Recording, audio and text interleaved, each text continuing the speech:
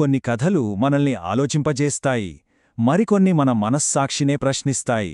ఈరోజు మనం అలాంటి ఒక శక్తివంతమైన కథ to kill A mocking bird ప్రపంచంలోకి వెళ్లబోతున్నాం.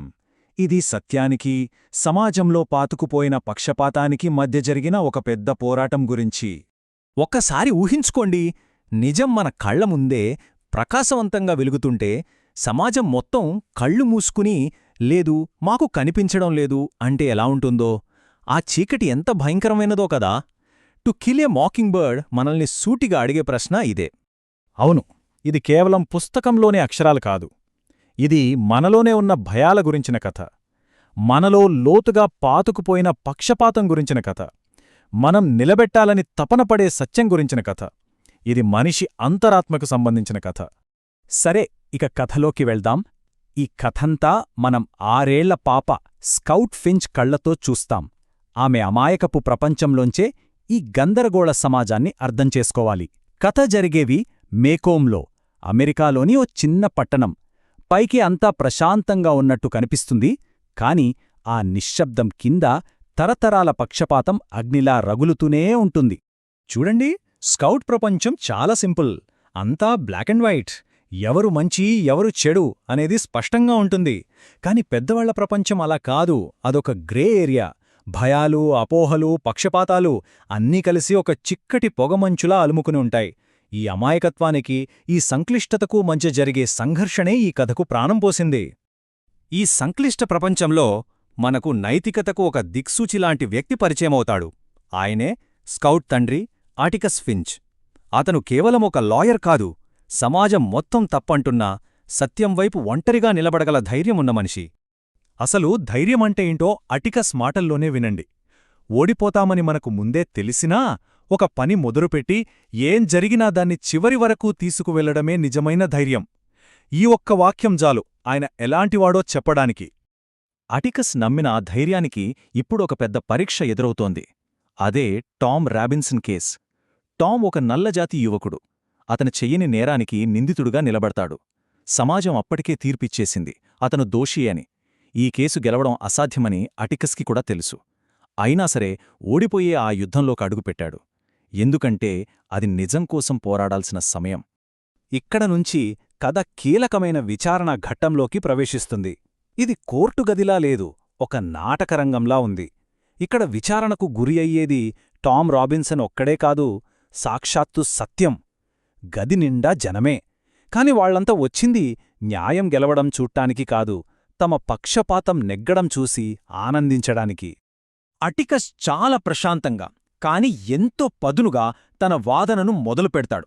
అబద్ధాల మీద కట్టిన ఆ ఆరోపణల కోటను ఒక్కో ఇటుకలా కూల్చేస్తాడు. సాక్ష్యాలు, తర్కంతో. అతను టామ్ నిర్దోషిని చెప్పడం కాదు, ఆ నిజాన్ని ఆ కోర్టు గదిలో అందరి ముందు నిలబెడతాడు. ఎవరూ కాదనని విధంగా, అంత స్పష్టంగా.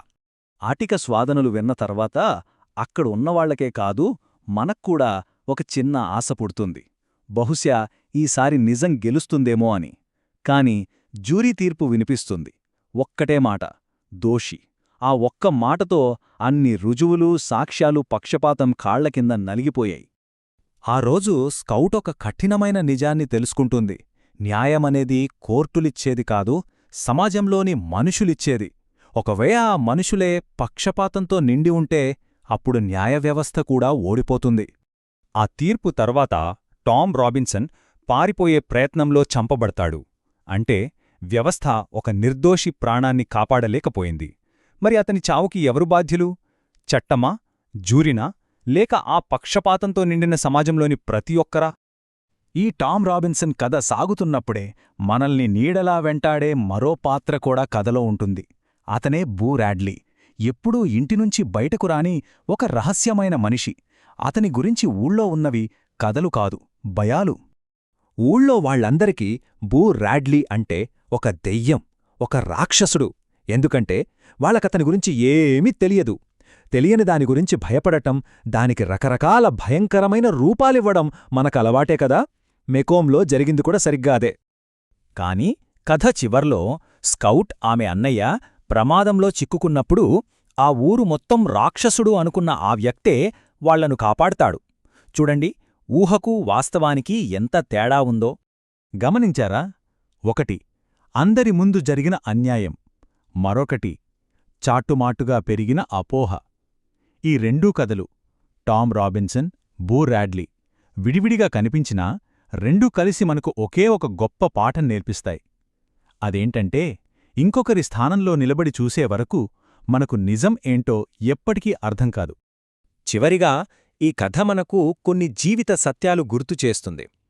ఒకరిని విమర్శించటం చాలా తేలిక, కాని అర్థం చేసుకోవడానికే ధైర్యం కావాలి. మన భయాలన్నీ పుట్టేది అజ్ఞానం నుంచే. అన్నిట్కంటే ముఖ్యంగా గెలుస్తామా ఓడిపోతామా అన్నది కాదు, సరైన దానికోసం నిలబడటమే అసలైన విజయం. అదే అసలైన ధైర్యం.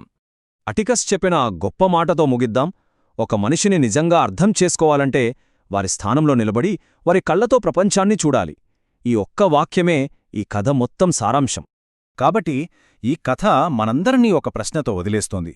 మనం ఎవరికైనా తీర్పు ఇచ్చేసే ముందు ఒక్క క్షణం ఆగి వాళ్ల కథలోకి తొంగిచూసే ప్రయత్నం చేస్తున్నామా, లేకపోతే మనకున్న పక్షపాతాలనే నిజాలుగా భ్రమిస్తున్నామా?